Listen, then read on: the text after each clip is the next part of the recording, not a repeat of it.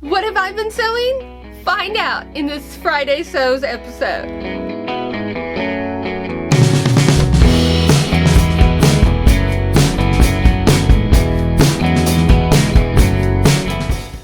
Hello and welcome. I'm Akram Birth, and you're watching Akram's Ideas, bringing creative and crazy ideas to life. I am sharing with you today a Friday Sews episode where I share with you some of my sewing updates as well as some life updates and just general where have I been? What have I been up to? So with that said, we're going to get into it. If you have been following Akram's Ideas, you will have noticed that I haven't uploaded a video in, I guess, almost 2 months now. And I'll get into the details about why I've been MIA. But in the little free time that I've had within those 2 months, I have done some sewing. And I thought I'd just catch you up with some of the things that I have been sewing. I do plan to do some actual full reviews on these patterns, but I thought I'd just share with you a little bit of what I've been up to. Starting with this lovely blouse here. Dun, dun, dun. This is actually the Rhapsody blouse from Love Notion Patterns. And I think in some of my previous videos I've mentioned the Love Notions Classic Tee. That is a free pattern, I believe, if you've joined their Facebook group. And I have made that a couple of times, and that was kind of the first pattern I believe that I've made with Love Notions. And what I found is that they fit amazing in the shoulders. If you've checked back some of my previous videos, I've had real fitting issues, especially with the neckline and shoulders. And I've found that Love Notion seems to fit really excellently on the shoulders. And not only that, they do have full bust options for a lot of their patterns, even their knit patterns. Now, some of their older patterns are still being resized, but they have, for the majority, standard bust options, full bust options, and pretty much go from an extra small all the way up to a 5X. So a great size range. With the success of the Classic Tee, they do this $5 Feature Friday where they have a sale pattern every Friday, and several Fridays ago the Rhapsody blouse came up, so I went ahead and purchased it, and I made this one. So I've made two, and again I'll do a full review of this pattern, but this was the first one I made in a black dotted Swiss. And as you can see, it's more of sort of a boho style type blouse. And I went ahead and made my second one, which is this one, in this beautiful purple crepe. But I used a hack that Karina from Lifting Pins and Needles has on her channel, which is to make this beautiful, pretty bow here, turning the Rhapsody into sort of a pretty bow blouse, and it is amazing. I think it looks great, and I think it takes the blouse from that sort of 70s boho style more into the sort of 60s pretty bow blouse secretary look, I guess you could say. And I feel like this is just more my style with the bow, and I can wear it with a pair of slacks, I can wear it with a pencil skirt. I think it's amazing, and I'm going to make more. I'll talk more about the details and the sizing and the fitting adjustments that I needed to do for the pattern in a later video. One of the reasons I have been so busy and kind of MIA, as many of you know, I do teach at university, so I have been busy preparing for classes. Now, while there is not technically a mask mandate on campus at the moment, it was encouraged by professors to encourage students to wear masks and wear masks themselves in order to keep the current COVID numbers down on campus. And so I knew I needed to make some masks for work. So I had made a bunch of masks last summer. I went through a couple of variations of patterns, but I had real issues with the mask patterns. One, I can't do over the ear masks because I actually wear hearing aids, and so they get tangled up in there and it just doesn't work. So if I do the over the head masks where they come around the head, then it totally messes up my lovely hairdo. So I wanted something that didn't mess with the top portion of my head. And I came across a mask pattern that I think works really well. It was a free pattern from Sustain My Craft Habit is the name of the website. And basically, I'll just show you sort of a side view here of the mask. It is made with jersey knit, and it's basically kind of like a turtleneck that has a raised portion of the mask. And it just kind of goes over your neck and kind of comes over here. And I thought this worked really well because there's nothing that's kind of on the top of my head. It's cinched in with elastic on the back, so it just kind of sits at the base of your neck. But then I thought, you know, I'm wearing this to class and everything, and of course I'm going to go into my office, and I'm not going to take the whole thing off because it's going to, again, mess up my hair. But I was going to just set it sort of on my neck, and I thought to myself after wearing it a little bit is that, well, it works and I do like the style. It looks kind of weird. You know, you just kind of have this weird thing just like 2 inches around your neck, especially if you're wearing a low cut blouse or something. It just kind of sits weird. And granted, most of the time you're going to be having it up as a mask when you're in person, but I wanted something that would almost work as an accessory, I guess you could say, and more so like thinking about the vintage aesthetic. I mean, like, how would they wear a mask? And I started thinking about what would they wear around their neck, and remembering that scarves were a big thing. I mean, even up into the 80s, you know, you had the big scarves around the neck. And then I remember as a kid, my mom had a lot of little scarf brooches, you know, the kind that where you would tuck the scarf into, and so you'd have a big scarf around the neck. So I took the pattern and basically I extended it out quite a bit. I mean, if we take the original pattern here and see what it looks like, you can see that I extended it out quite a bit, basically into a circle skirt, a very tiny circle skirt. And let's see if I can do this without totally messing up my hair. All right, I managed to get it on in the mirror, and this ideally isn't necessarily the blouse that I would wear it with. I'd probably wear the shorter one with it, but let's say that, you know, I had a looser open top here, and then again, you know, with the mask down, it kind of just looks like almost like I'm wearing a turtleneck, or I've got like a little scarf thing going on, an accent to the blouse, to the outfit. But then whenever I need to, if I'm going into a shop or if I'm going to class, I can just raise it up like so, and it totally stays, as long as I get it up above my little cheeks here, it totally stays and works perfectly. So that is kind of how I'm making these masks moving forward. I've got a couple of others planned, obviously, some autumn colors, some neutral colors, just things that kind of blend in with the outfits depending on what I'm wearing. But again, it works really well when you have something low cut, and this one just kind of fills in that gap and it doesn't look weird. So those are some of the items that I made at the end of July, early August. Now, if you recall from my previous video, I believe it was my previous video, I said that my niece had wanted me to make her a couple of dresses.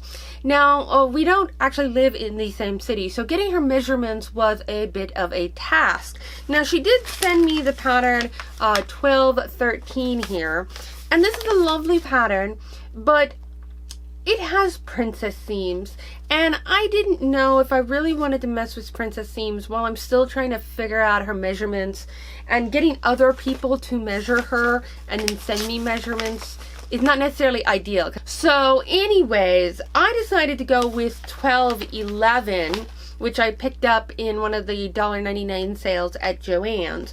And the reason I picked this one up is because it doesn't have the princess seams. It just has, I don't even think it has some basic darts. It's just a basic bodice, and I thought that it would be easier to fit using this pattern. So her measurements put her around a size 7. I'm thinking I should have gone with a size 8, but she is super tall for her age. So, and she really wanted like a super long dress. So I actually went with the size 12 as far as length, and I did increase the waist a little bit. This dress, if you see, has a little tie belt. And so I thought that, well, she could grow into it as well, but I'm still concerned that the bodice part may be a little small for her. We shall see. But this is the dress here. I added the Peter Pan collar on it. It's got the little tie belt. It's also got the little ruffle at the bottom. And she did want it in pink. And it's even got the tiniest little pockets. I hope our hands fit in. My hand couldn't fit into it. Tiny little pockets here. I'm hoping that this weekend I'm going to get a chance to visit them and try the dress on. With that said, obviously, since I'm taking my niece a dress, I don't want to go empty-handed for my nephew, who is 4 now. So I actually, while I was on the Love Notions website, I found a free pattern for a little boy's sweater vest. I think it's called the dashing vest or something like that. Anyways, I have plans to make him a little sweater vest so that he won't feel too bad that his sister got a dress. So we will see. Hopefully I'll be able to take some pictures of them and show you how they turned out.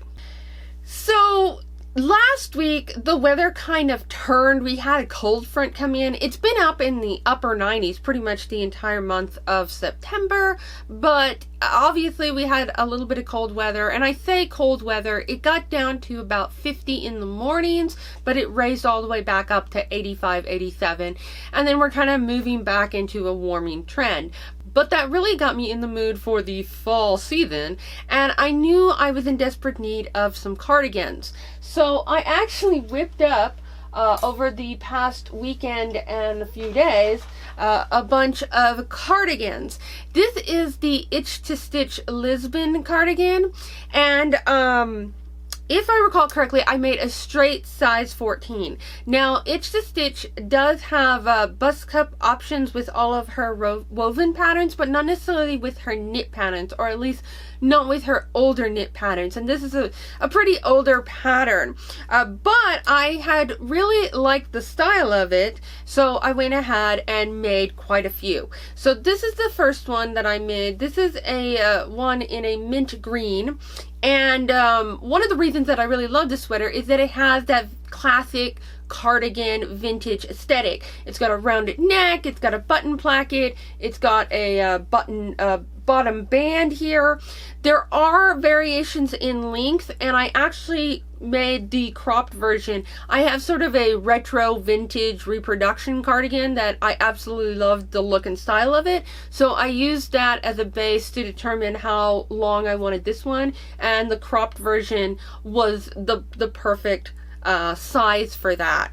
And so I made the mint green one, and so then I had in my closet, I'd been going through my closet, and I had this aqua dress that I had made a wrap dress several years ago now, and I've never really worn because the wrap front didn't fit properly. It was a faux wrap dress, so it was kind of a wrap front, and then it had a full skirt on it. So I decided to hack that because, again, I never wore it. So I cut off the skirt part of it and made it a separate skirt.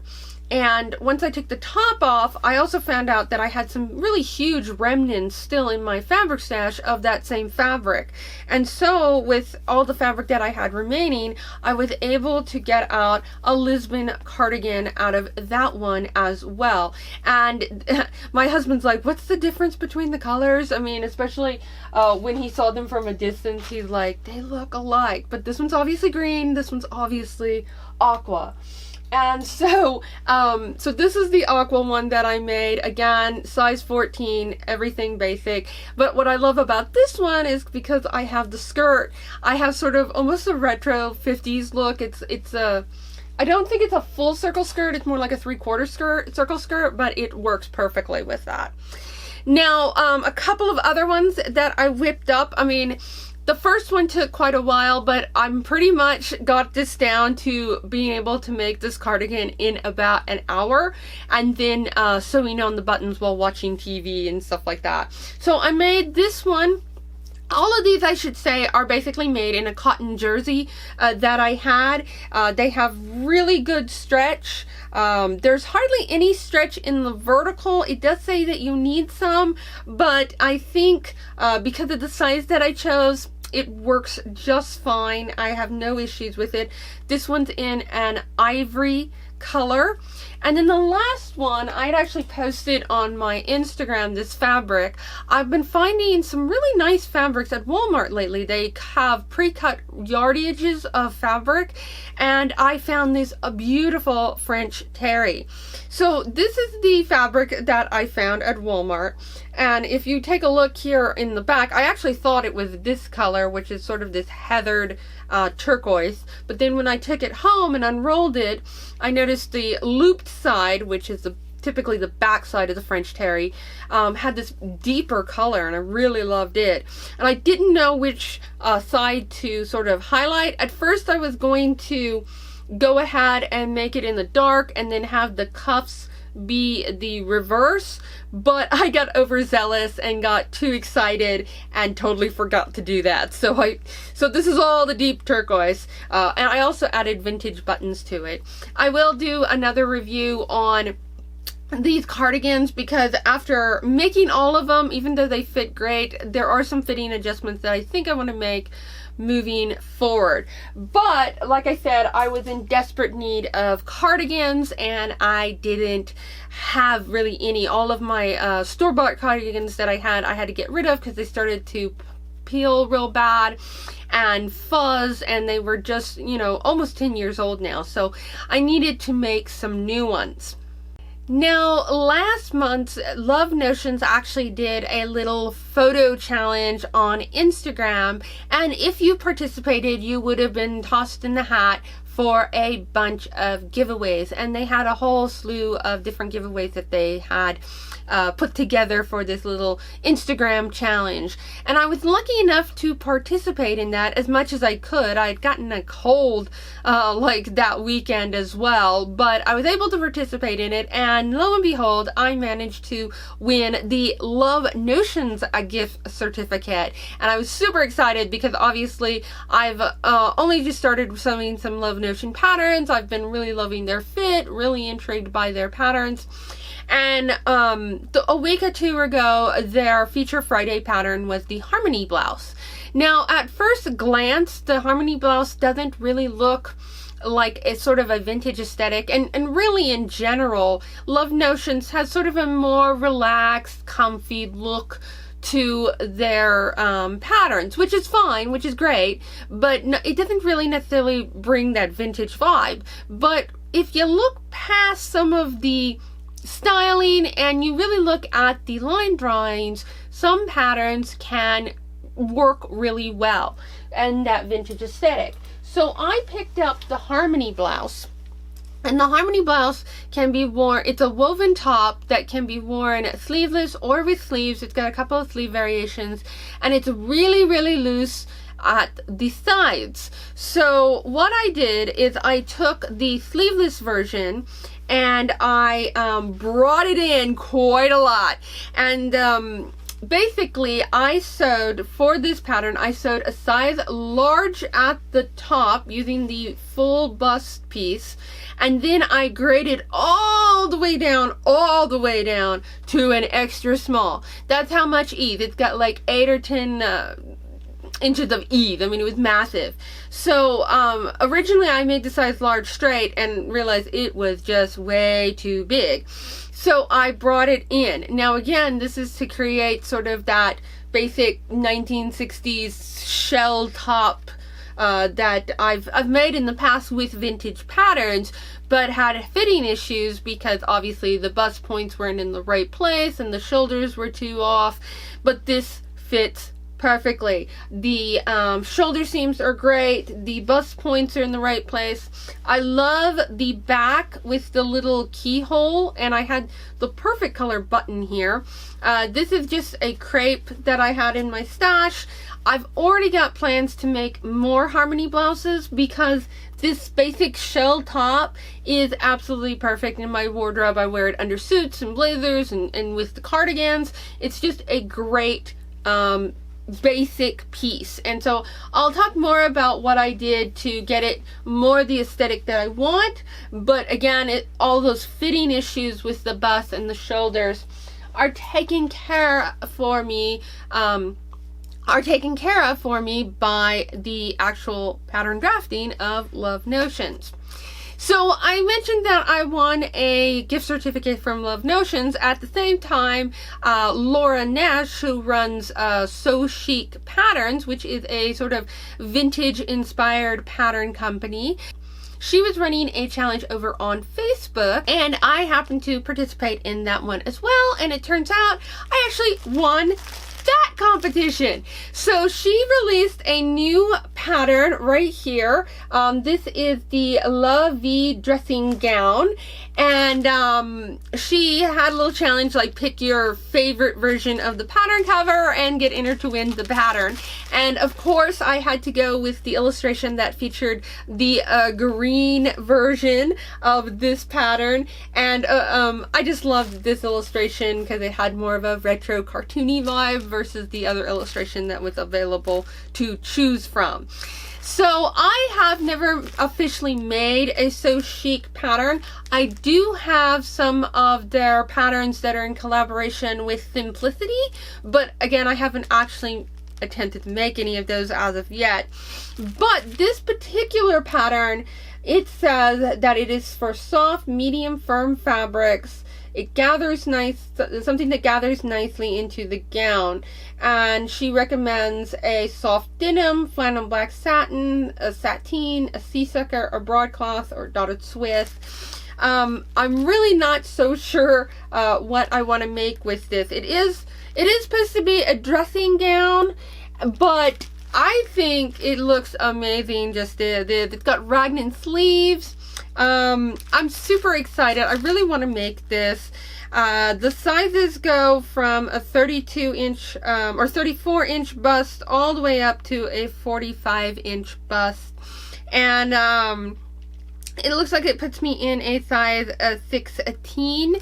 So I'm eager to make this. My goal for this pattern is to make a sort of Christmas brunch gown, something that I could wear Christmas morning but still look fabulous in. And so that is on my sewing plans for not the immediate future but the coming future, whenever I get a chance. I still need to figure out what fabric I want to use for it, but I am really excited about that and can't wait to get started. So on the life front, just kind of letting you know kind of where I've been and what I've been up to. Like I said, I teach at university.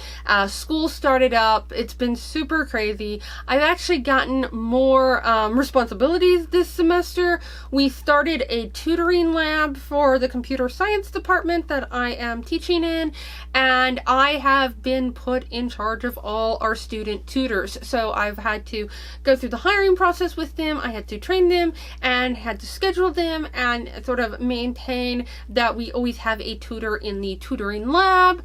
So that has taken a ton of time. Obviously, those who follow me know that I'm also the coordinator of our computer simulation and gaming conference, which happens every April, but it is a year-long endeavor. So we're already starting the process for that. We're having to update the website with the new dates. We're having to create the flyers. So a lot of work, from other projects, and not even mentioning teaching, new software updates, new books, all that good stuff. So that has taken a ton of my time. And then, of course, despite wearing masks, despite, trying to stay, healthy and not catch anything, I ended up sick the second week of school. I had come down, it wasn't COVID. I had taken a test and I was very glad that it wasn't. I am vaccinated, so, but it was a sinus infection and I was out cold for like 3 or 4 days. It hit me hard, and which is funny because last year, obviously, we were doing classes remotely. I didn't get sick at all, so this one kind of hit me pretty bad. So I was out sick for 3 or 4 days with a sinus infection, and then stupidly, last weekend, I stepped on a nail. I went out to water my lovely garden, and we had some old boards lying around. We had to replace some of the boards of our fence, and we hadn't cleaned them up, and I knew they were there. I'd seen them before, and I went to step over them, and I guess I didn't step far enough, and I stepped right onto a nail. So I had to go to urgent care. We had to get a tetanus shot, which is basically the whooping cough shot. It's got everything inside of it now. But I'm good for the next 10 years because that shot's good for 10 years. So that put a damper on things because I couldn't really stand on my foot for a full day and a half. And, yeah, that's just been kind of the weekends that I've been having here lately. But in some ways, it's probably for my best interest to have these issues, because otherwise I wouldn't rest. I'd be constantly trying to do stuff and get stuff done. But having fallen ill and stepping on a nail, I was forced to do nothing. But now that we're kind of in the swing of the semester and everything, I'm hoping to get more stuff done. We're in the midst of an never-ending kitchen remodel, so hopefully we'll get that done soon. Obviously, we have backyard projects that are kind of winding down, but as autumn sets in, we've got to do all our mulching so that the plants stay nice and warm during winter. And, of course, my birthday is coming up in October, and I know I don't look it, but it will be my 40th birthday. And so I am going to make a dress for my birthday, obviously, and take some fun birthday photos. And I'll talk about more what my plans are for that as well, because I've got some ideas rolling in my head as like to what I want to do for my birthday dress. But that's kind of where I'm at the moment. I've kind of wrapped up some of the projects that I had started a while back. I've got a purse that I've cut out that I still need to put together, and I've got, like I said, the vest for my nephew to put together. I did do a lot of mending while I was couldn't do much more of anything else. I put on all those buttons and I hemmed some pants and things like that. But that is everything that I've been up to. I plan to come back to you with some pattern reviews, kind of telling you about those different patterns, some of the fitting changes that I had, and in asking always for your recommendations and advice. Well, that is pretty much it for my Friday sews. I'd love to know if you have made any of the patterns that I've mentioned in this episode, or just what plans do you have coming up. I hope you've enjoyed this episode of Akram's Ideas, and thanks for watching.